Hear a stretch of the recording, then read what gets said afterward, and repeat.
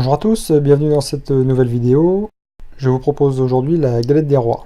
Donc vous avez besoin d'un feuilletage à 5 tours. Vous avez la recette dans les commentaires, c'est un feuilletage spécial galette que j'utilise. Un pâton à 1200 grammes que vous allez couper en 4. Donc de ces 4 carrés, vous allez les étaler légèrement afin d'avoir quelque chose de pas trop épais, car ensuite on va bouler le feuilletage. Alors, bouler le feuilletage, c'est pas commun, généralement le feuilletage ça s'utilise à plat, mais vous allez voir pour les galettes, ça marche très bien. C'est comme ça que moi j'ai appris au BEP et ça fonctionne très bien. Donc vous enlevez le surplus de farine à la main ou à la balayette et vous allez plier chaque angle en les ramenant au milieu.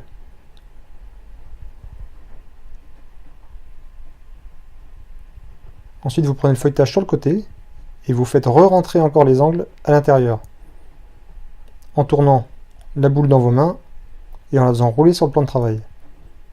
Il faut que chaque angle se retrouve à l'intérieur, vous tournez, et là sur un plan de travail pas trop fariné, vous commencez à bouler comme si vous bouliez une boule de pain. Vous tournez de plus en plus vite, la pâte va commencer à adhérer, accrocher, c'est bon signe, c'est que la soudure est en train de se former. Et vous voyez là, c'est net, il n'y a pas de trou, la soudure est parfaite.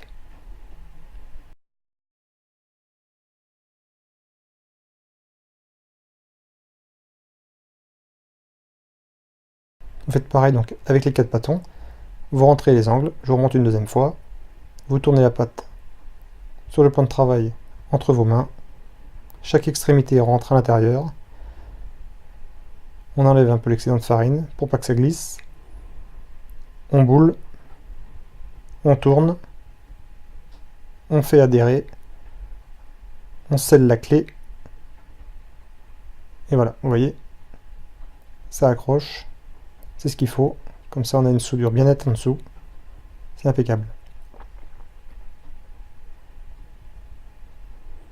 Donc vous refaites une petite place propre pour pas que ça colle, vous fleurez légèrement, vous aplatissez un petit peu avec la paume de la main, vous reprenez votre rouleau, et vous étalez la boule un petit peu pour avoir un disque. Alors là on va pas commencer à baisser les galettes, ce qu'on veut juste, c'est que la boule soit beaucoup moins épaisse, pour qu'elle passe le moins de temps possible au froid. Le froid va arriver beaucoup plus vite à cœur. Le froid, c'est l'ennemi de l'élasticité et du gluten. Votre pâton va se détendre beaucoup plus facilement et beaucoup plus rapidement surtout. Ces deux pâtons-là, vous repérez toujours où est la clé de jeu toujours se retrouve en dessous. Le beau côté au-dessus, vous les mettez au froid.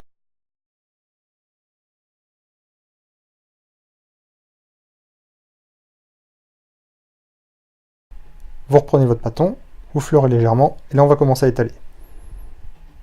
D'abord vous tournez quart par quart, ça va garder un peu la forme arrondie, et quand ça commence à devenir un carré, hop, vous vous arrêtez, et vous tournez huitième par huitième, à peu près. Vous voyez, je mets ma main vers 11h, et je la ramène à chaque fois vers 9h.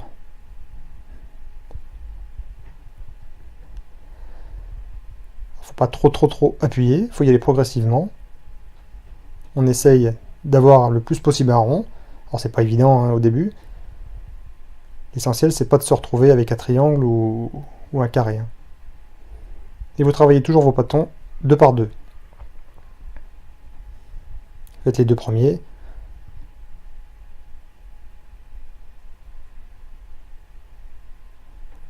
Donc là moi pour la suite j'utilise un rouleau dit à épaisseur variable, où on peut mettre des embouts de chaque côté. Ici c'est un embout à 3 mm.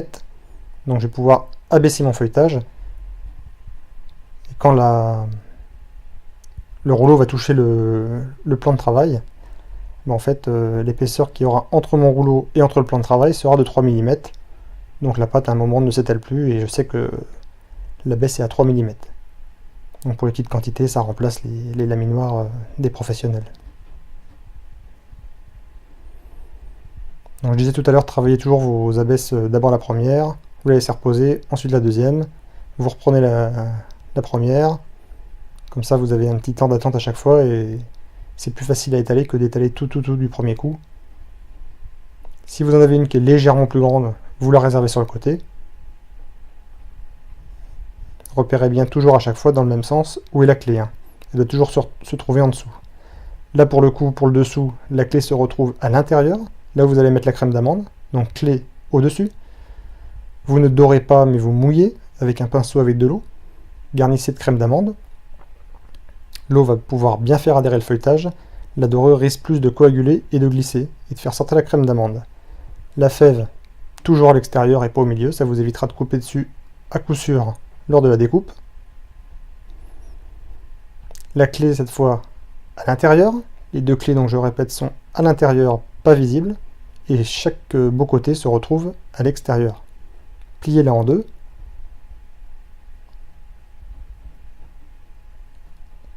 Et vous dépliez délicatement en chassant bien l'air avec la main. Donc ne scellez pas tout de suite tous les côtés.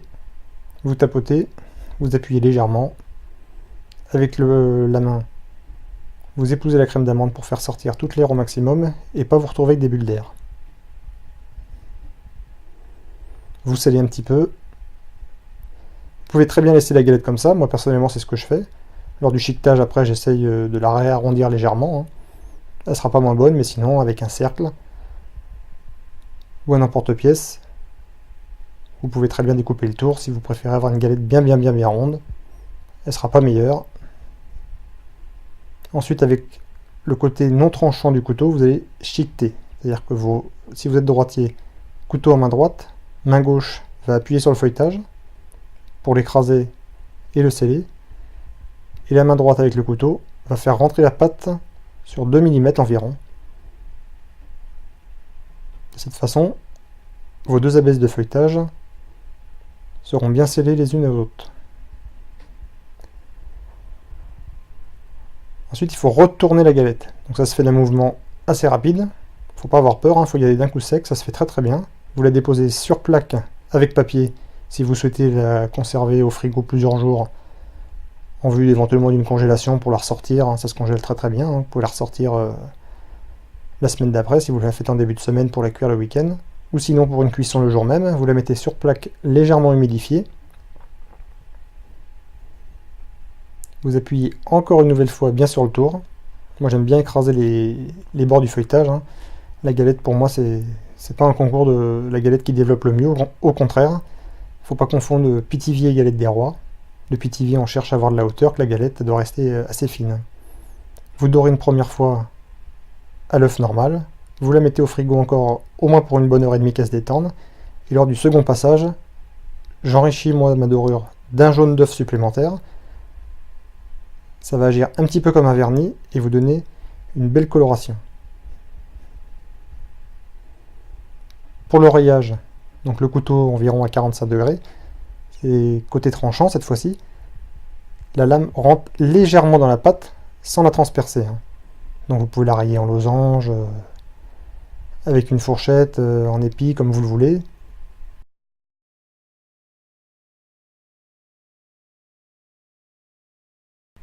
Donc ça peut paraître compliqué, mais en fait c'est assez simple. Vous faites une croix.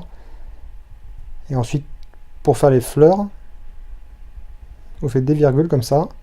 L'extrémité du haut tourne à gauche ou à droite, passe par le milieu, et fait l'inverse ensuite en bas. Vous faites les nervures en épi. Et vous pouvez rajouter 4 petites feuilles encore au milieu des grandes. Avec cette fois les nervures des feuilles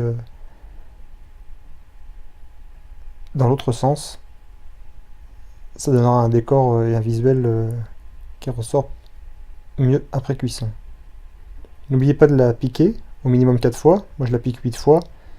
4 fois sur l'extérieur et 4 fois plutôt vers le milieu.